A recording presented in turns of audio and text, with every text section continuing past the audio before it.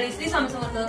तर चला आज आपण बनवूया राजमाचे आहोत. त्यासाठी लागणारं साहित्य: बासमती तांदूळ अर्धा किलो भिजवून घेतलेला राजमा, काळा तिखट, धने पावडर, चिकन मसाला, हळद, टोमॅटो कट करून घेतले 2 कांदे कट केले, मीठ, आलं लसूण पेस्ट, जिरी, तमालपत्र.